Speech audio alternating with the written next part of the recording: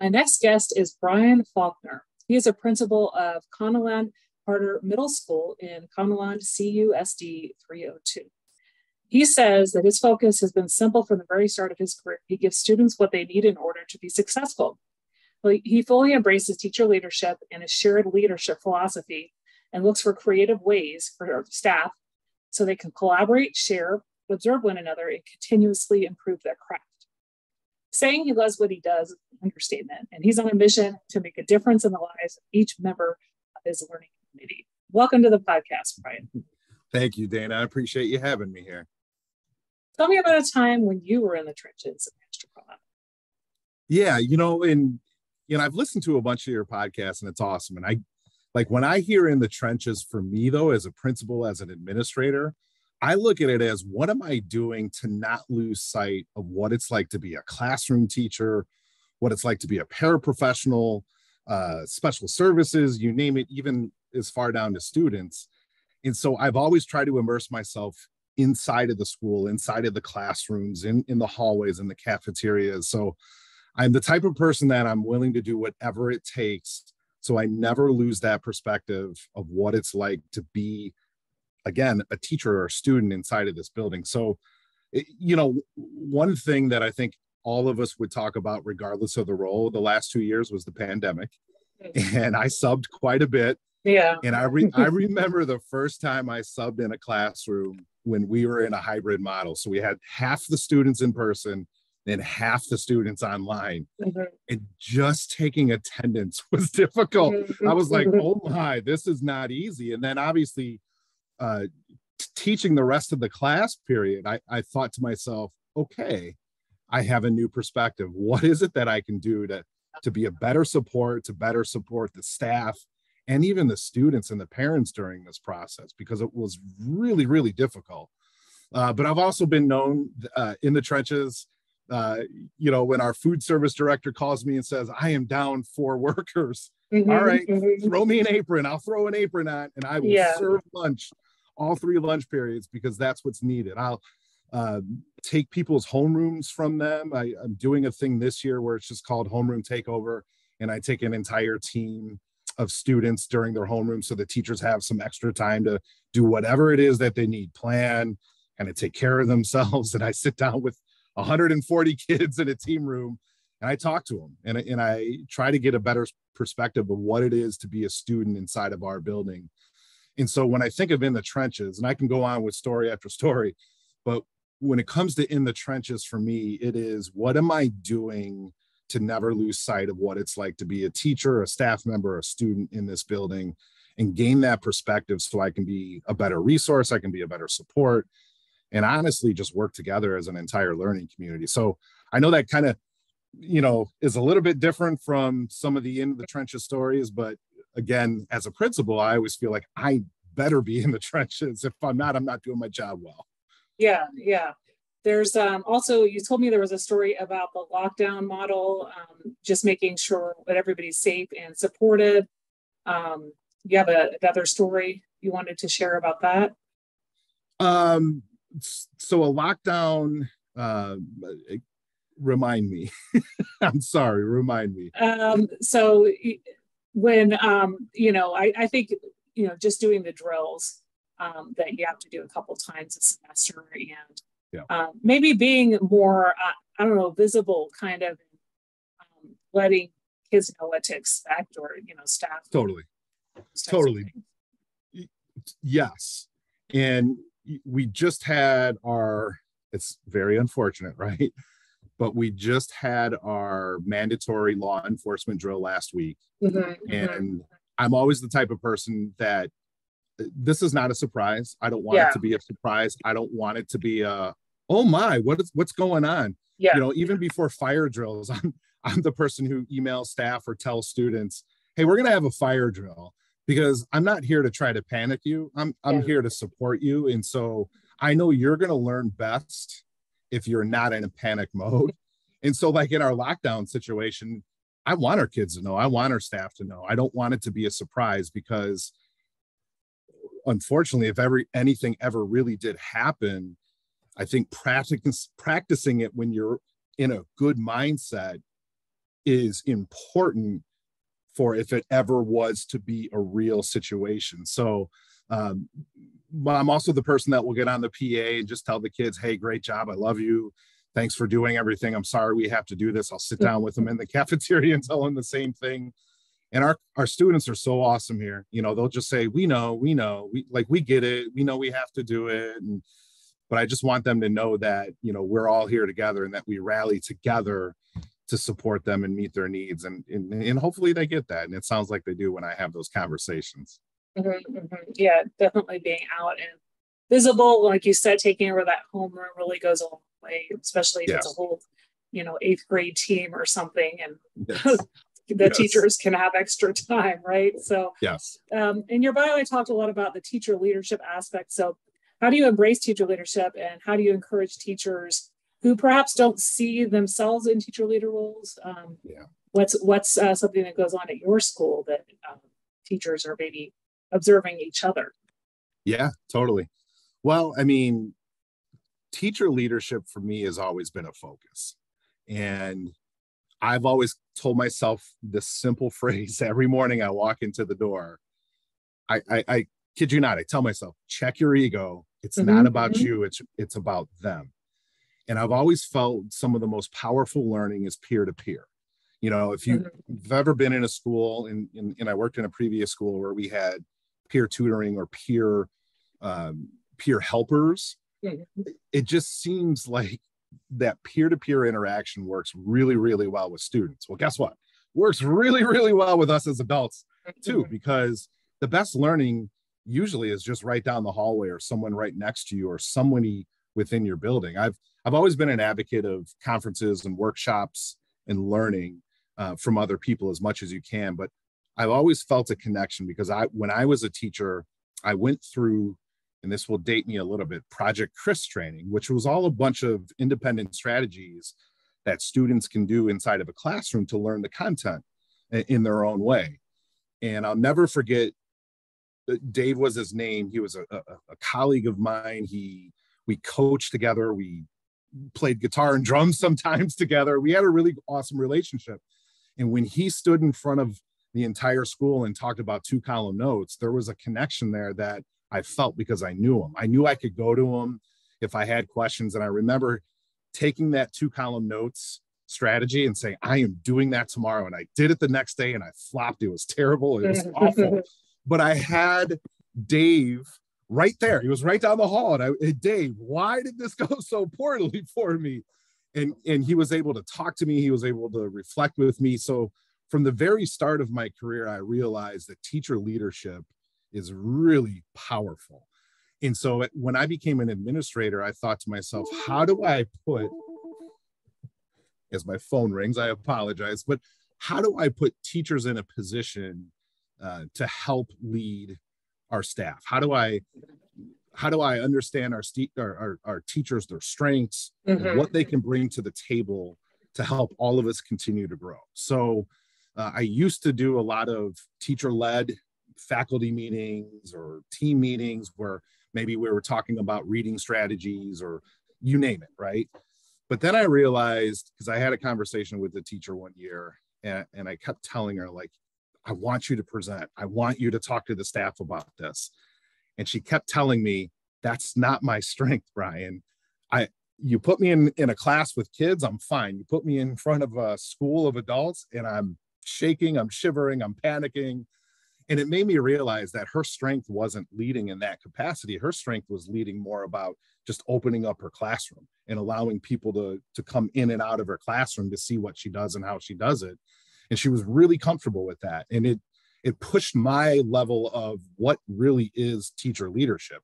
It doesn't have to be teachers standing in front of a faculty or presenting at conferences. Teacher leadership can be opening up your classroom for people to come and observe you.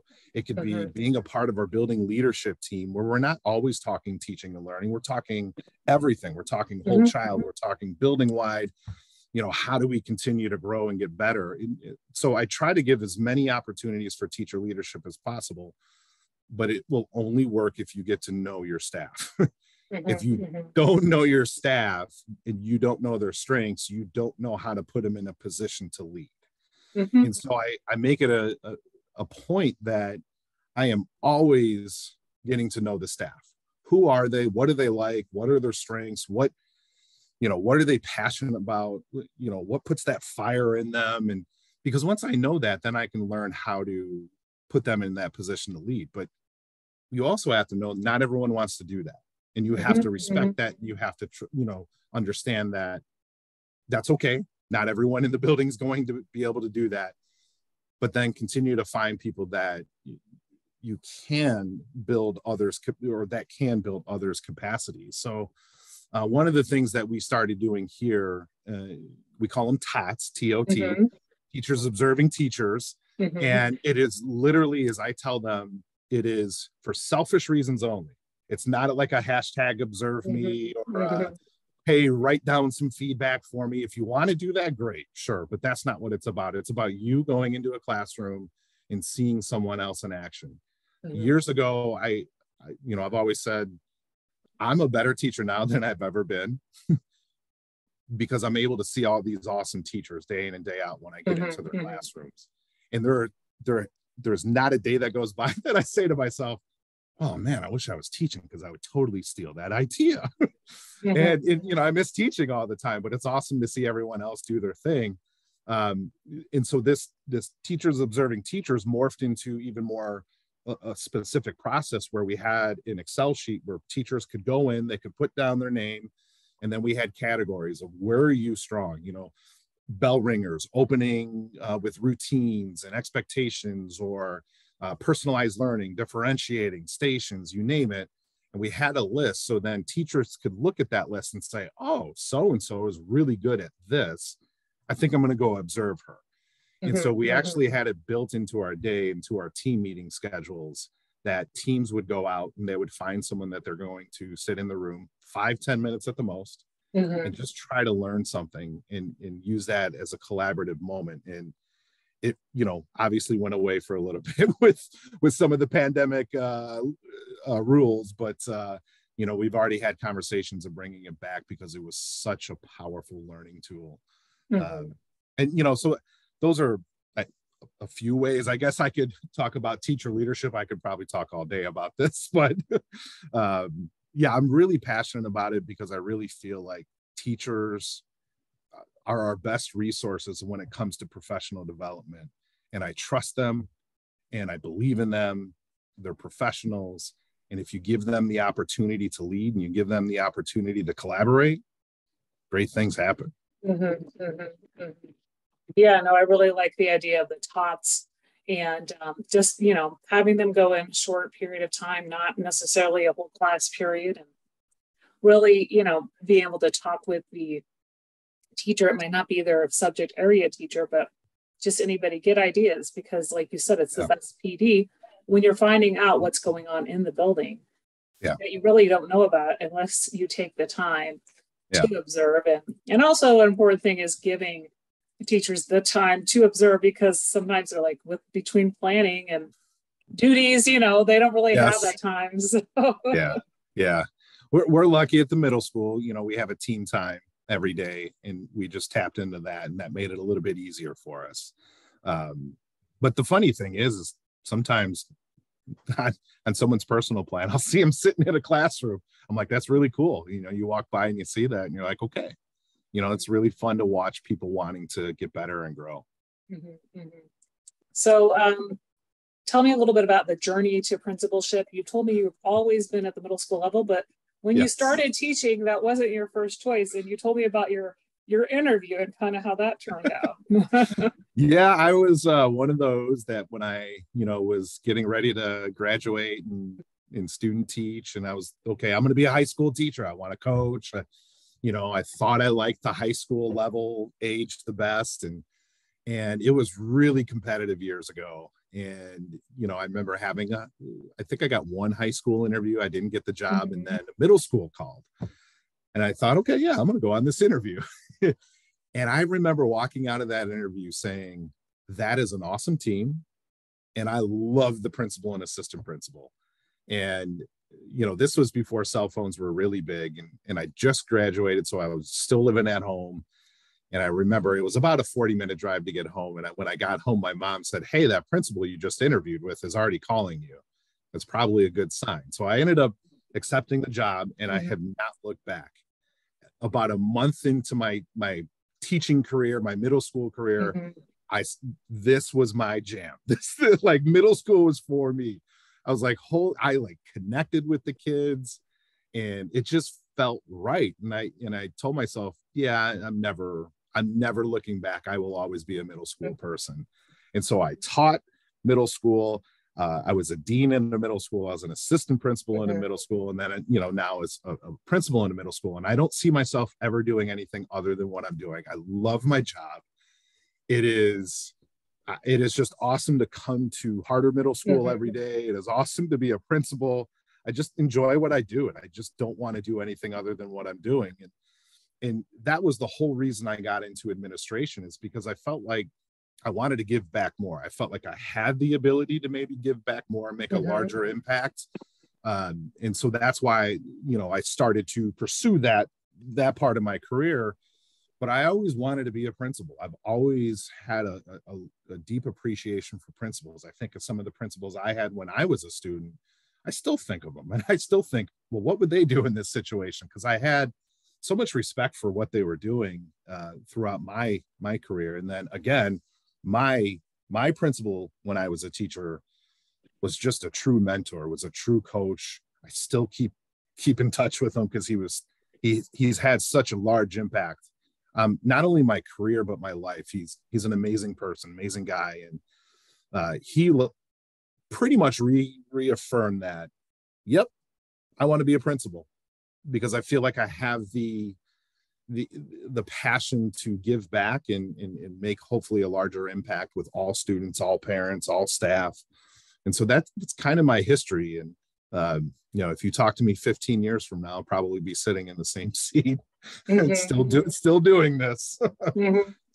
Well, that's what makes the best principals, those who are very passionate about serving, right? It's that servant leader mindset and wanting the best for not only the students, but the stakeholders and the staff, like we've mentioned. So talk to me a little bit about the kind of professional development that you like to lead and participate in. We have the Teach Better Conference coming up in a week as of recording, but you also have told me that you like to speak in the Ed Leadership cohort at the University of Illinois. Yeah. So years ago, and I haven't done this in a while, I'm a certified Project CRIS trainer, district trainer, where I'm able to help schools and teachers implement Project CRIS strategies. There's 50 plus of them that really focus on metacognition and students taking ownership in the learning process. So it's still something I draw upon, to this day, even though I haven't done one in quite some time.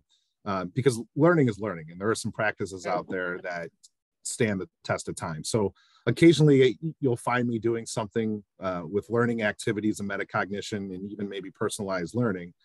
But a lot of what I've been doing lately is more with leadership. And so I've had the opportunity for the past 6 or 7 years to work with a couple local universities and working with ed leadership students, who are in their masters. And I looked at it this way. I thought, if I want to make the largest impact possible, it's almost kind of like starting at the beginning. I want to work with people that are interested in becoming an administrator or in a leadership position, and then hopefully share with them, here are some experiences and here are some successes I've had, and here's why I believe, these experiences has been so positive. And it's been a truly rewarding experience, because I get emails or people will DM me on Twitter of, thank you. I heard you say this, and I'm really passionate and I'm really excited to begin my, administrative career. But I guess if I could go back just a handful of years of why I really wanted to do this, the moment where it struck me, where I told myself, you got to do something. You can't sit back and listen to some of this stuff and not try to do something. And I was at the very first ever Teach to Lead Summit down in Louisville, Kentucky.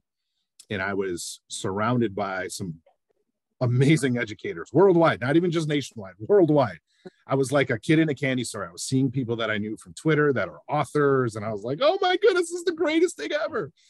But I brought 2 teachers down with me, and at the time I was a principal, and we befriended a group from San Diego, and we hung out, we got to know each other. And when we started working on one of the work days, it just came out that I was a principal.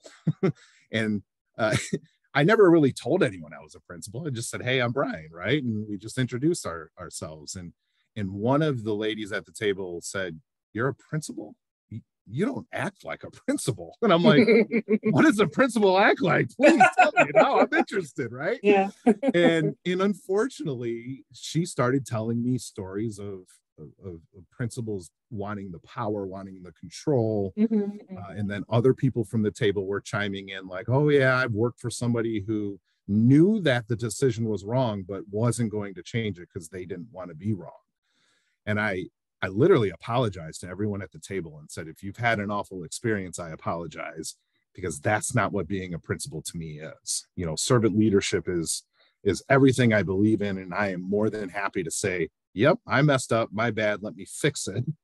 And it just sounded like they had awful experiences. And that was the moment where I told myself, if you're going to make an impact, you know, work with people as they're entering the administrative career, and try to hopefully make an impact in a way of, this is what leadership should be. This is what servant leadership is. And really, this is how you should conduct yourself. And that's why it's been this work has been so important to me, simply because I don't want teachers to have those experiences, because I feel like if teachers are having those experiences, kids are unfortunately having those experiences. And I want to do anything I can ever do to help people understand what a leadership position really truly entails. And so that's why my focus has been more on the administrative side, whereas earlier in my principal career, I would probably say I was a little bit more geeked up with learning activities and teaching and learning type of workshops. But this is kind of where my passion is now. And I love doing it. And I love that people are asking me to come speak and work with people. So I hopefully I can continue to do that. Hopefully I can continue to make an impact. And at those cohorts, when you speak a few times a year, do you speak on a particular topic? Yeah, I kind of do like my leadership 101. The very first time I did it, I walked in and it was more of just a Q&A. Okay.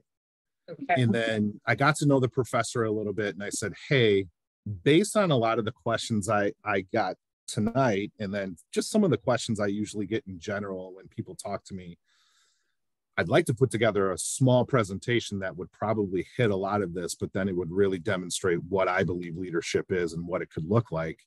And so I have a mini presentation. I would say it's about 20 minutes, based on questions I have been asked over the years. And then what I like to do as well is just open it up. Like, what questions do you have? You know, how can I help you? Is there anything that I can clarify for you?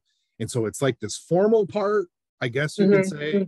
And then it's more of a informal, like, let's talk. And I'll sit at a chair and we'll just have a discussion and you know, question after question.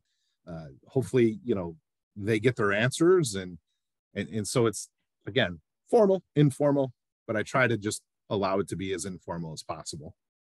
Yeah, and I think I mentioned in the pre-chat, even though I did my principal licensure program 11, 12 years ago, I remember sometimes we have those people come in who were in the field. I mean, a lot of the people that are teaching those courses are retired principals or superintendents, and you know, they're just kind of at the college level. But to have those Q&As with those people who are currently principals or HR directors, things like that, really gives you a perspective.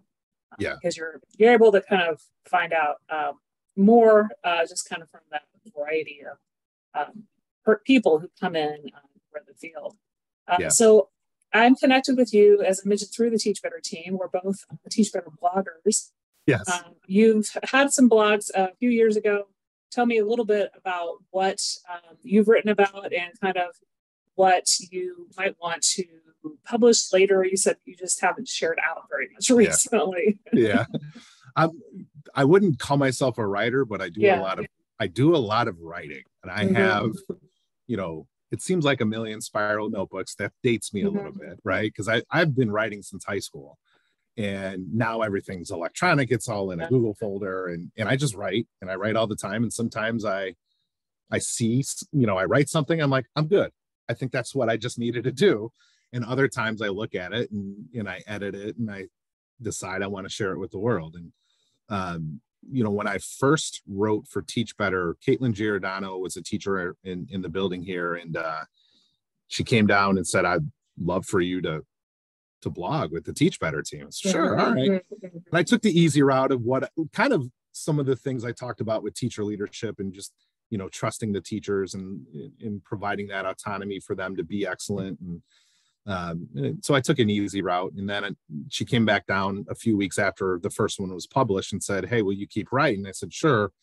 But I almost want to do a series on mental health because at the time, and this was pre-pandemic, but at the time I was really truly feeling the stress of the teachers because there's always so much going on. There's a lot of mandates, no matter what state you are, that you teach in. And it's my goal is always, how do I make it easier for staff? And so I, you know, I decided I was going to write on mental health and just some of the things that I've tried to do inside of the building. And I wanted it to be taken as, it doesn't matter if you're a principal, a teacher, a parapro, hopefully you can read this and take something away from it that will help you. And so I just started small and wrote a lot about mental health, of just little things that we try to do, or I try to do, all the way up into big things. You know, you talked about some professional development and things that I've maybe planned. And, you know, I've been known on Institute days to take 2 hours and say, we're not looking at data. We're not looking at this or that.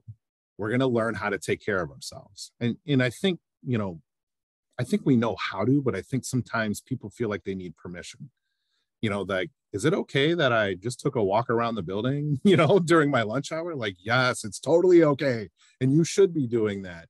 And so I really just started talking about all the different things that I feel like, you know, here are some things that we can do that can help us.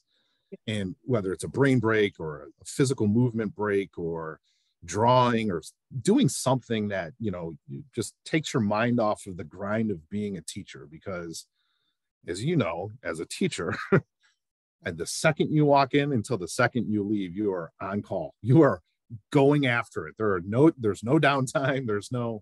And so my goal was always, how do I help you create just a little bit of downtime that I think you need?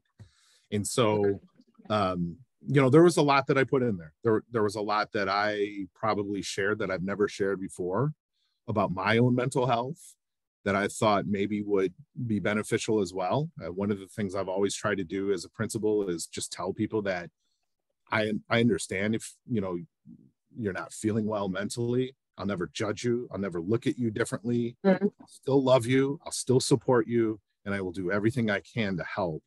And sometimes just people knowing that I understand and I get it, they don't feel alone. They don't, you know, feel isolated. They don't feel weird or different, you know, like many times in my life I felt, you know. And so I just don't want anyone to feel that way. I want people to be able to come to school, come to work, and be their best. And I realize when they're not at their best, there's nothing wrong with them. They're completely normal, and I want them to know that. So, you know, try to just talk a lot about mental health and how it really is important to just talk about it. Try to end that stigma, because if I walked in with a caster on my leg and walking in on crutches, everybody in the world is going to go, "Brian, what happened? Oh, we're so sorry."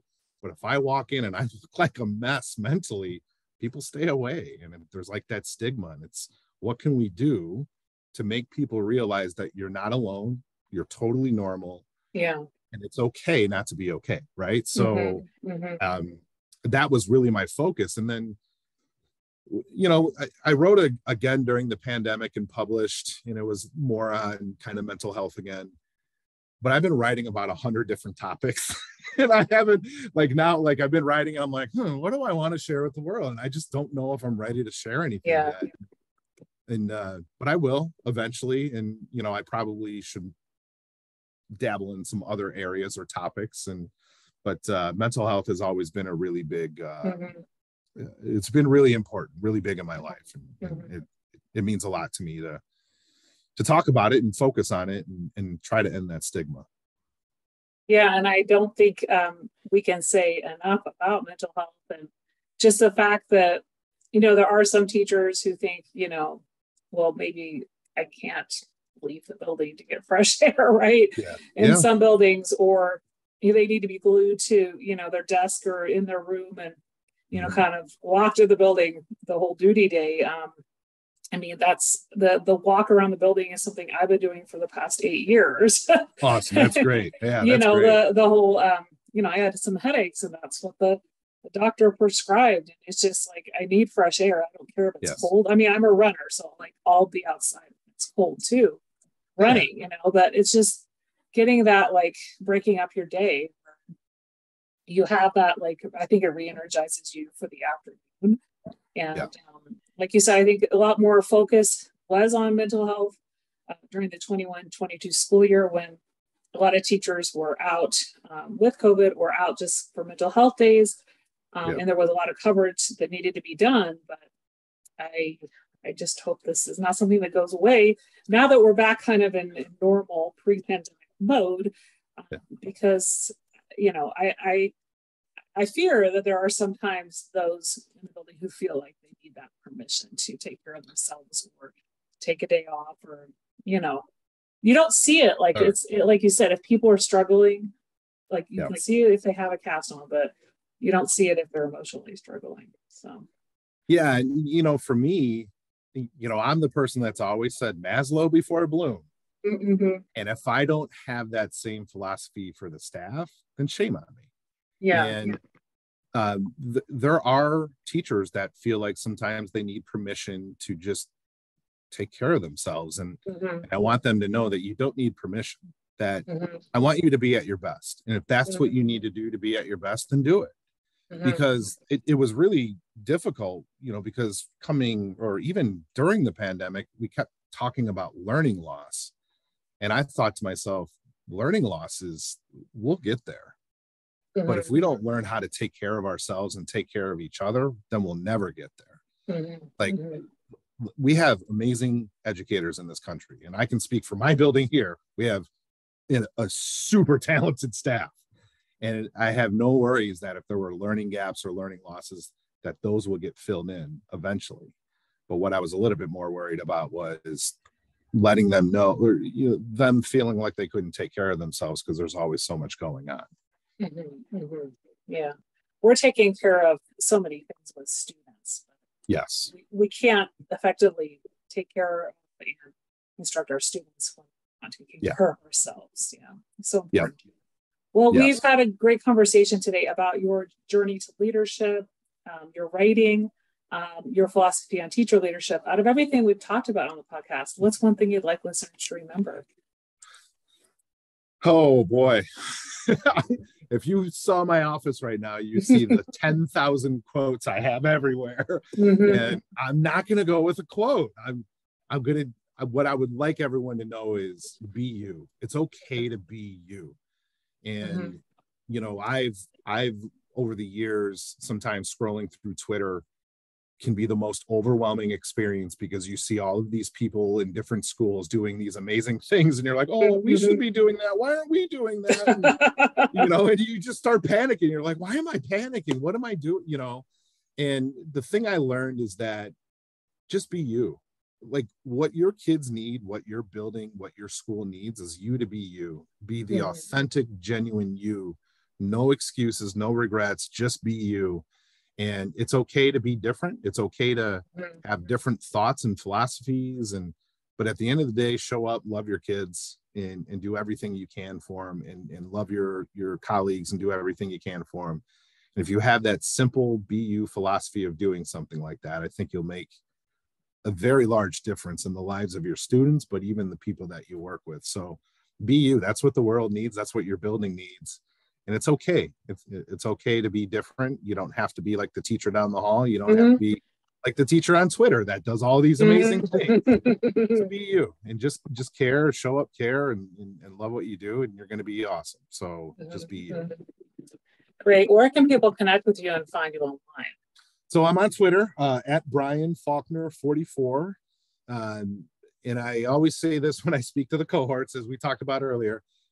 Look, you can DM me, you can tweet me. I will always get back to you. And that is a guarantee, a promise I always make to anyone.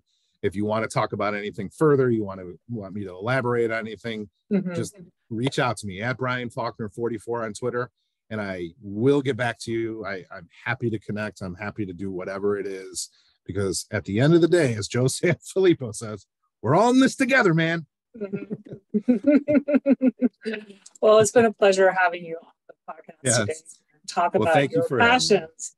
Yes. Yeah, I've really enjoyed it. Have a great rest of your day. Yeah, you too. Thanks for having me. Take care.